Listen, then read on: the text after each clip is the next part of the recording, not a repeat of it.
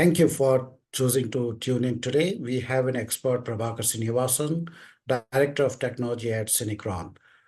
Welcome, Prabhakar. I'd like you to start with you introducing yourself for a brief moment. Thank you, Navratan. I'm Prabhakar Srinivasan. I co-lead the AI Center of Excellence at Synechron. Prabhakar, can you start by explaining what Agentic AI is and how it has emerged as a distinct field within AI? Sure.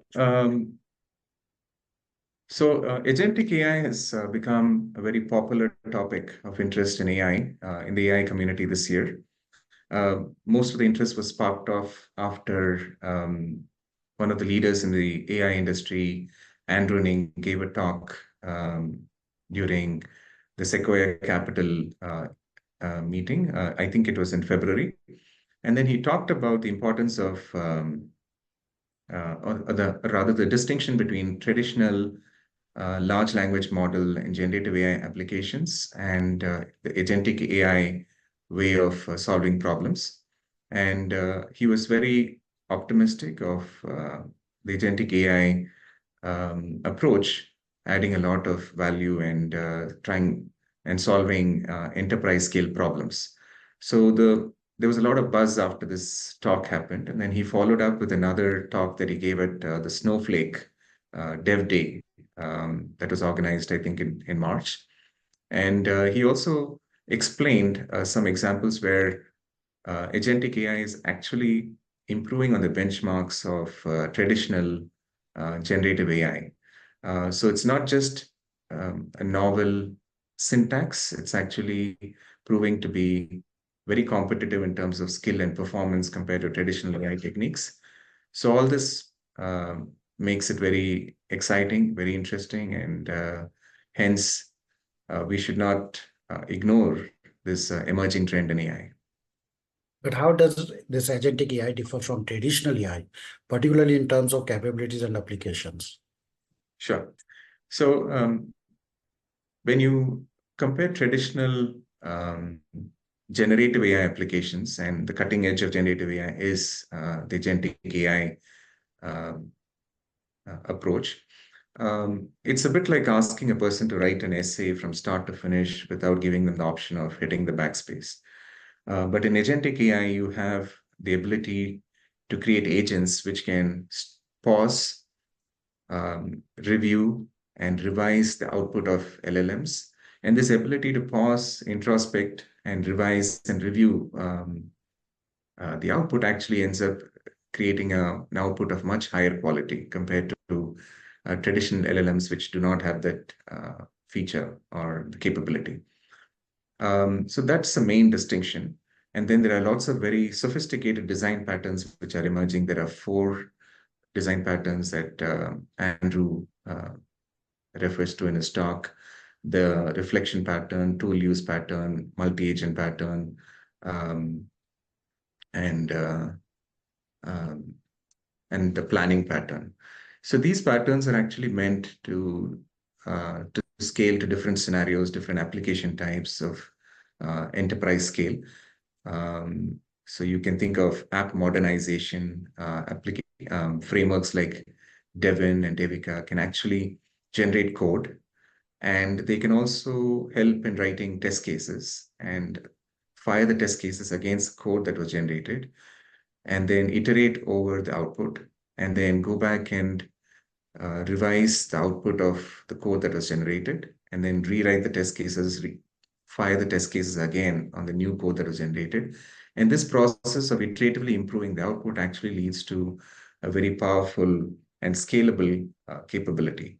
So app modernization is going to be an area which is going to be disrupted quite a lot by agentic AI, and creation of virtual assistants, which can actually enhance the capability of large language models with tools like web search, so that the agentic AI can actually go online, get information. It might be some real-time stock prices. It can be current market-related information. It could be some e-commerce related details. It could be anything that you can find on the internet. So you could actually augment what the LLM already knows with information which is current using these techniques. So virtual assistants are going to be completely disrupted. That area is going to see a huge transformation using agentic AI. Content authoring, the ability to write a blog article automatically using AI, and then being able to refine it and add more layers of sophistication and refinement. All that is possible now because of design patterns like reflection.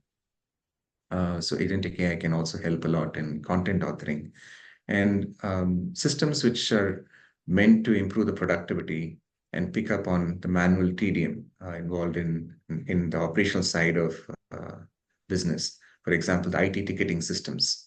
These would all benefit a lot by agentic AI because you have so many workflows. Anywhere you have a system which is full of workflows and you wish to automate them, agentic AI is going to come in very handy, and you're going to be able to automate many of the workflows using techniques like tool use. And there are design patterns which can work in a synchronous manner, asynchronous manner. You could have an agent orchestrator delegating it to various agents and getting the response back and communicating with each other. So the communication and the collaboration aspect between agents makes for a very interesting system architecture. So these are all some opportunities ahead of us. You said system architecture, but tell me, what are the popular tech stacks currently being used with respect to agentic AI? Sure. So currently, Microsoft's AutoGen, Crew AI, LangChain, and LangGraph, these are emerging as very popular in the developer community. There are lots of knowledge base tutorials, quick start articles, code snippets that are available, and they're proving to be quite scalable, and they support all these design patterns. So whatever application you have in mind, you can actually find the recipes in these frameworks, and they're very easy to install, easy to set up. They can work with ChatGPT, GPT-4, GPT 3.5, GPT-4 Omni. They can also work with Anthropic Claude, and they can work with also local large language models through frameworks like Ollama. They can work with Mistral, Llama 2, Llama 3. So there's a lot of flexibility that these tech stacks provide. But besides these three, AutoGen, Crew AI, and LangGraph, there are many frameworks which have come out, more than 20 to 25 that I was able to find on GitHub projects. And some of them are actually even pushing the art of the possible, the boundary to something called AGI, artificial general intelligence. But I think AGI is, if you can think of AGI as a destination, agentic AI could be kind of the conduit or the highway leading us towards AGI. We are not there yet. AGI might take a few years to become well evolved that we can all adopt it. But agentic AI is already mature enough that we can adopt it. You gave a good number of benefits over existing AI solutions. With these benefits, wouldn't it be good to invest in these technologies now? And why would it? Yes, absolutely. Absolutely. I think we have to look at these emerging technologies and understand the commercial opportunities, the business opportunities, and we have to invest. We have to invest in learning about these technologies, how transformative they can be to businesses. And I'm particularly excited about the productivity gains that businesses can achieve using agentic AI. So that's an area where I think some of the tasks which are very tedious for human beings to pick up on, like, for example, like troubleshooting IT issues in a large enterprise. You can use agentic AI to quickly build systems which can self-heal, which can automate some of the manual steps. And there I see a huge opportunity for human creativity to be unlocked, where your time is freed up, the human being's time is freed up, and you can focus on more creative problems to solve. Traditionally, audience love to see a demo. Best to have a demo from you. And please walk us through the demo and show us the significance of what we are going to be seeing. Sure, sure. I've got 4 demos today, and the first demo is about Agentic AI and using it to create a newsletter article. The second demo is using Agentic AI to plan a trip, and then the third one is to do stock analysis using Agentic AI, and the fourth one is to demonstrate a technique called human in the loop, where we introduce we have a conversation between AI and a human expert, an entrepreneur, and the AI asks many questions and then maintains the context and the memory, and then summarizes the conversation. By introducing a human in the loop, we can prove that agentic AI systems need not be built in a fully autonomous execution mode. You could actually design them such that you could have a human who will have access to the kill switch. At some point, if you don't like the output of a particular workflow in agentic AI, you can pause the system and then you can provide inputs to even refine the output. Okay, so without much Indeed, ado, I'll excited take to see your demo. I mean, absolutely. it is good that you earn money on the stock market and then make a trip to London. Let's do that. Yes, yeah, that's a nice connection. I didn't think of that. That's a nice connection. Yeah. Okay, so let me take you to Please. my demo. Okay, so let me start with the newsletter. You're going to see all these tech stacks like AutoGen, Crew, LangGraph.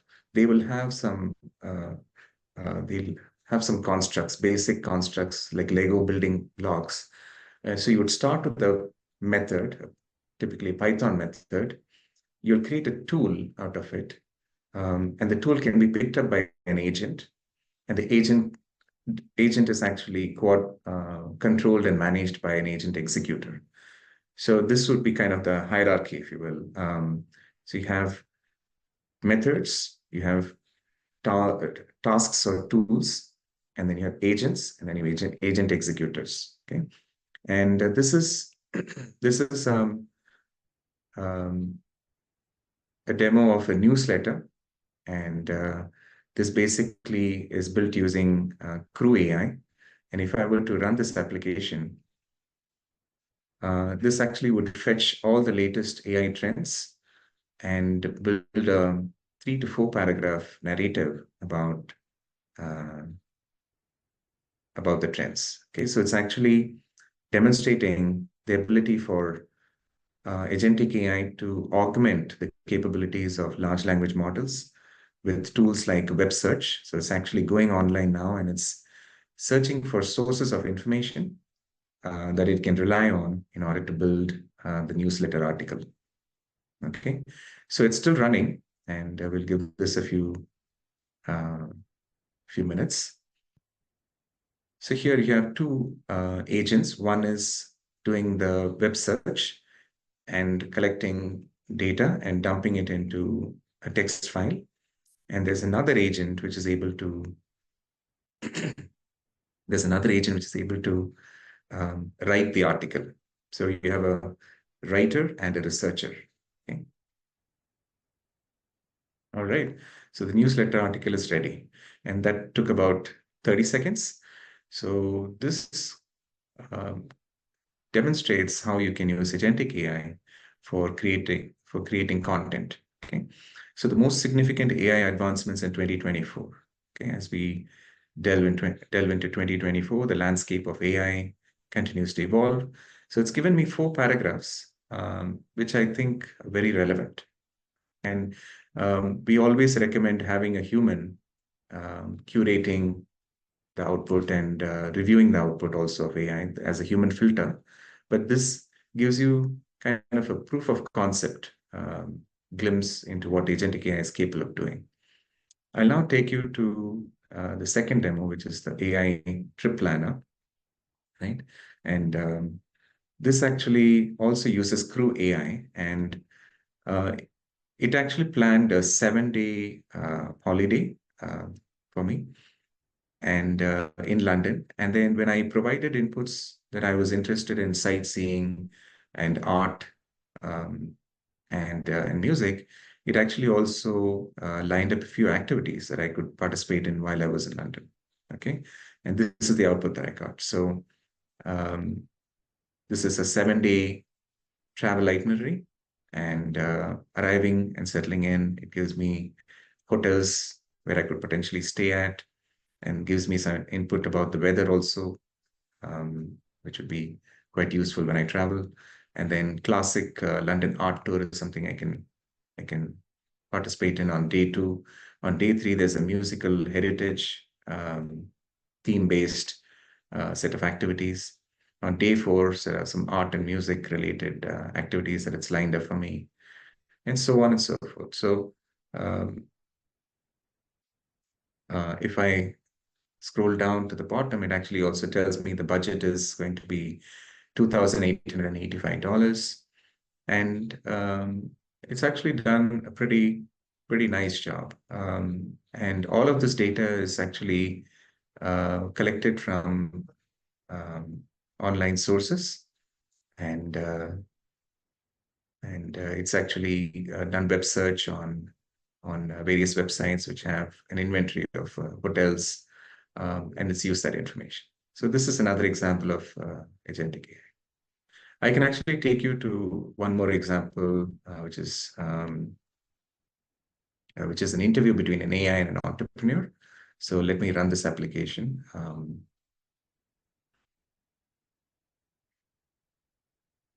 So this actually would be an interview between AI and a human expert. And it says, what inspired you to start your own business? This is the AI asking the human. So I'm going to say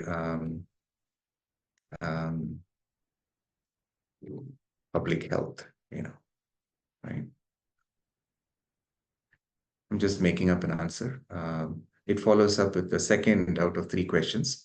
What challenges did you face when starting a business, and how did you overcome them? Lack of funding. I crowdsourced the funding. And then the third one, what strategies did you implement to grow your business to achieve success? Build public awareness and a community around interested in public health. Okay. And AI was now going to take these inputs and build a narrative. And yeah, so the interview was inspired to start their own business due to their passion for public health. They saw a need in the community and wanted to make a positive impact. Passion and drive led them to take a leap into entrepreneurship. Okay, so it built a summary of the conversation, and while this is illustrative of the human in the loop, the real value is if you have a system like an HR recruitment system where you have agentic AI analyzing resumes, you need a human being who can actually act as a human filter. And if a resume is rejected, review the output, and then be able to provide some qualitative feedback saying this resume, the decision to not go ahead and process this candidature is justified, and these are some reasons, and I agree with the output, or I don't agree. So the human filter is actually very helpful, because some of these systems, when they run in an autonomous manner, can end up doing more harm than they can be helpful. So it's always recommended to have a human filter and crew AI. And this demo actually shows you the mechanism of how to achieve that. Very interesting. You showed 2 agents working together. Can you explain the concept of using a mixture of agents in agentic AI? Yes, absolutely. For that, I'll have to show you something which is very interesting. It happened 3 weeks ago. Let me take you to my presentation. So the question about mixture of agents is a very, is it really relevant, is something that we need to explore. Collaborative intelligence is emerging, as a very important topic in the field of agentic AI. And what this allows us to do is actually chain multiple agents. And if if we can apply a mixture of agent to solving problems like generating code, you can actually see that even they perform even better than GPT-4 Omni. And the latest benchmark is that on three data sets, benchmark data sets, like Alpaca, Eval, Empty Bench, and Flask, the mixture of agent approach has actually surpassed GPT-4 Omni. So this happened 3 weeks ago, and the entire AI industry is actually um, observing this new trend and how this is even possible. So we are quite excited about this opportunity. And the margin by which GPT-4 was dethroned and defeated was 7.6%, and that rarely happens in the field nowadays. So this also is a testament to the fact that a mixture of agents holds tremendous potential. And also, there is a version of MOA called MOA Lite, which is actually more cost effective than GPT-4 Omni, which was originally proposed as a very cost effective solution over GPT-4 Turbo. So not only is it having a higher skill, it's also more cost effective. So this approach is something that definitely merits a lot of attention. And in a benchmark data set called Flask, some of the dimensions like correctness, factuality, insightfulness, completeness, etc. Um, these are these are some dimensions where a mixture of agents is able to perform better than even GPT-4 Omni. And these are kind of the same dimensions that we rely on to prove that a model is not hallucinating. So you now have a framework called mixture of agent, which is very robust against hallucination also. What are the popular frameworks you mentioned about? These are some of the popular frameworks, AutoGen, CrewAI, LangGraph. And in addition, you also have many more frameworks. And I actually, interestingly, used Agentic AI to get me a list of all the popular frameworks. Yeah. Good. How do you measure the performance of these agent mixtures? What benchmarks are used to determine their effectiveness and superiority over the traditional models? Sure. So most of these mixture of agents actually have their own benchmarks called Agent Bench. In addition to that, like I mentioned earlier, Alpaca, Eval 2.0, MT Bench, Flask, these are some popular generative AI benchmark datasets. And these have been used to actually benchmark a mixture of agents.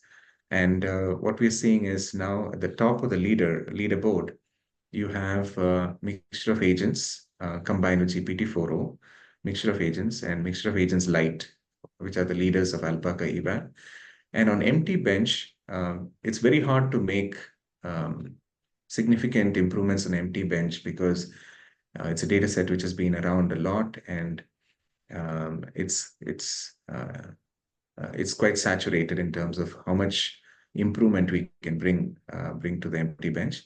But even there, a combination of mixture of agent with GPT-4o was able to achieve the top of the leaderboard. So these are some of the benchmarks that we use. What should business and professionals who are focusing on cutting-edge solutions know about agentic AI? Yeah. So I think being familiar with tech stacks would be very useful from a development standpoint. And and for businesses, knowing the real value addition of agentic AI for bringing about productivity gains, those kind of scenarios, I think being familiar with the use cases would be very helpful. For example, I mentioned app modernization, virtual assistants, content authoring, IT ticketing systems, wherever you have a lot of workflows, wherever you require very complex systems to be built, like an entire repository of a Java server pages application built in 2005, which needs to be migrated to Node.js and React.js, which is very relevant in 2024. The entire repository can be migrated. And these are these capabilities are possible because of the adoption of Agentic AI.